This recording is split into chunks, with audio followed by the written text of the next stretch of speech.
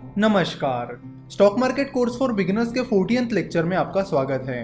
पिछले पार्ट में हम फाइनेंशियल स्टेटमेंट्स और बैलेंस शीट के बारे में बात कर रहे थे और आज हम प्रॉफिट एंड लॉस स्टेटमेंट की बात करेंगे।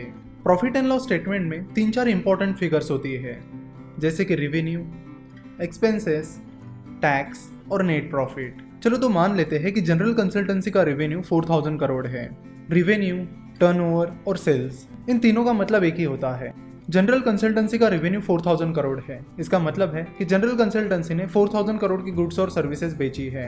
जनरल कंसल्टेंसी का आईटी का बिजनेस है, यानी इसका मतलब है कि कंपनी को अपने सॉफ्टवेयर सर्विसेज से 4000 करोड़ का सेल्स हुआ है। रेवेन्यू के बाद आते हैं एक्सपेंसेस, जैसे कि जनरल कंसल्टेंसी के एम्प्लॉयज की सैलरी, उनके सॉफ्टवेयर के लाइसेंसेस, उनके ऑफिसेज के rent, maintenance, electricity bill etcetera. तो रेवेन्यू में से कंपनी के एक्सपेंसेस निकालने के बाद आपको मिलता है इबिडा। इबिडा का मतलब होता है earning before interest, tax, depreciation and amortisation. कोई चीज़ है जैसे कंप्यूटर, तो उसकी वैल्यू जैसे जैसे साल बीतते जाएंगे वैसे वैसे कम होती चली जाएगी, इसे डिप्रिसिएशन कहते हैं। और जो इंटेंजिबल एसेट्स होते हैं जैसे कि पेटेंट्स, तो उनकी जो वैल्यू कम होती है उसे अमोर्टाइजेशन कहते हैं। तो यहाँ पर जनरल कंसल्टेंसी का रेवेन्यू रहा है 4000 करोड़। जनरल कंसल्टेंसी के बाकी एक्सपेंसेस रहे हैं 2900 करोड़। तो रेवेन्यू माइनस एक्सपेंसेस के बाद आपको मिलता है इबिडा, जो कि है 1100 करोड़। तो इबिडा में से डिप्रिसिएशन और अमोर्टाइजेशन माइनस करने के बाद आपको मिलता है इबिट। तो यहाँ पर जनरल कंसल्टेंसी का डिप्रिसिएशन एंड अमोर्टाइजेशन है 300 करोड़। तो EBITDA that is 1100 crore minus depreciation and amortization that is 300 crore is equal to 800 crore. तो इबिडा में से डिप्रिसिएशन एंड अमोर्टाइजेशन डिडक्ट करने के बाद आपको मिलता है इबिट। इबिट का लॉन्ग फॉर्म है earning before interest and tax.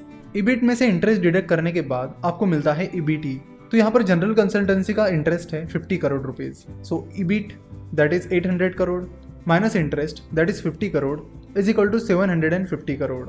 तो जनरल कंसल्टेंसी का EBT that is earning before tax है 750 करोड़। तो अर्निंग बिफोर टैक्स में से जो कंपनी ने टैक्स पे किया है वो आप डिडक्ट करोगे तो आपको मिलेगा ईएटी, यानी अर्निंग आफ्टर टैक्स, जिसे पैट यानी प्रॉफिट आफ्टर टैक्स भी कहते हैं।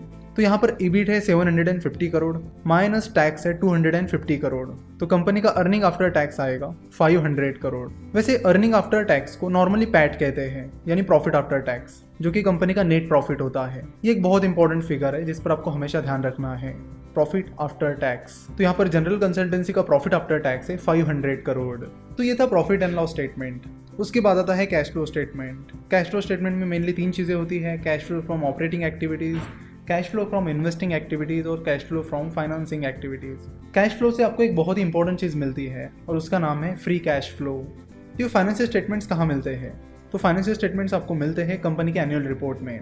जिस किसी कंपनी का एनुअल रिपोर्ट आपको ढूंढना है उसका नाम और सामने एनुअल रिपोर्ट लिख दो। जैसे कि आपको अगर टीसीएस का एनुअल रिपोर्ट चेक करना है तो गूगल पर सर्च करो टीसीएस एनुअल रिपोर्ट, जिसके बाद आपको टीसीएस का एनुअल रिपोर्ट मिल जाएगा और वहाँ पर एनुअल रिपोर्ट में आपको कंपनी के फाइनेंशियल स्टेटमेंट्स मिल जाएंगे। फाइनेंशियल स्टेटमेंट्स के बाद आते हैं प्रोडक्ट्स एंड सर्विसेज। तो जिस किसी कंपनी में आप इन्वेस्ट करना चाहते हो आपको उनके प्रोडक्ट्स और सर्विसेज के बारे में अच्छी खासी जानकारी होनी चाहिए। फॉर एग्जांपल अगर जनरल कंसल्टेंसी की बात की जाए तो जनरल कंसल्टेंसी सॉफ्टवेयर बनाने का काम करती है। सो अगर आप सॉफ्टवेयर इंडस्ट्री में जॉब कर रहे हो या फिर आपको सॉफ्टवेयर में इंटरेस्ट है या सॉफ्टवेयर इंडस्ट्री के बारे में पहले से ही पता है तो आपको जनरल कंसल्टेंसी का बिजनेस मॉडल बड़े आसानी से समझ में आएगा।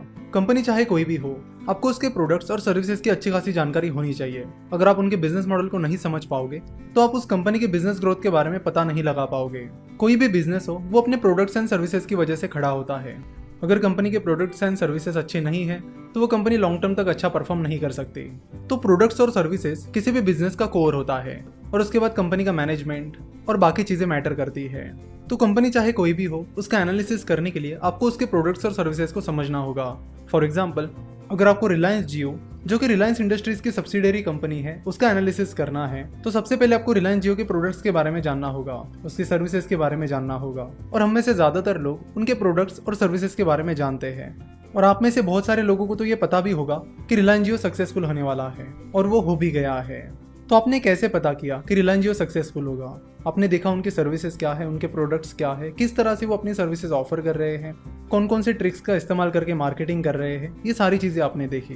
तो कंपनी के फाइनेंशियल स्टेटमेंट्स हो गए, कंपनी के प्रोडक्ट्स एंड सर्विसेज हो गई। अब नेक्स्ट चीज आती है कंपनी का मैनेजमेंट। आपको देखना होगा कि जनरल कंसल्टेंसी का जो मैनेजमेंट है वो कैसा है, उनमें इंटीग्रिटी है या नहीं, एथिक्स है या नहीं, उनका कॉर्पोरेट गवर्नेंस कैसा है, ये सारी चीज़ें आपको चेक करनी होगी। आपको चेक करना होगा कि विवेक और योगेश जिन्होंने ये कंपनी शुरू की थी वो कंपनी के एम्प्लॉयज़ को कैसे ट्रीट करते हैं, वो कंपनी के शेयर होल्डर्स को कैसे ट्रीट करते हैं, अपना बिजनेस एथिक्स के साथ चलाते भी है या नहीं।